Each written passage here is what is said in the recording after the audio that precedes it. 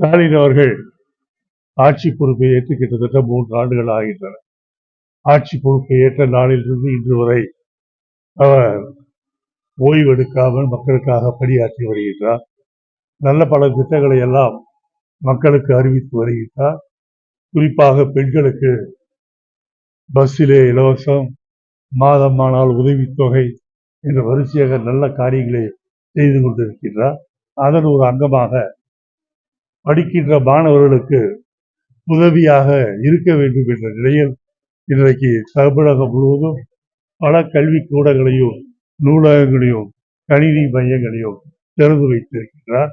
கண்டிப்பாக தமிழக மக்கள் என்றென்றைக்கும் முதலமைச்சர் ஸ்டாலின் அவர்களுக்கு நன்றியுடையவர்களாக. கார்த்தி அவருடைய கருத்தை சொல்லியிருக்கின்றார்.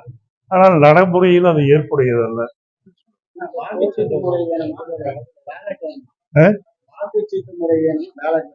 எந்த முறை வந்தாலும் மோடி வேண்டாம். செய்திகளை உடனுக்குடனும் துல்லியமாகவும் தெரிந்து கொள்ள சப்ஸ்கிரைப் பண்ணுங்க.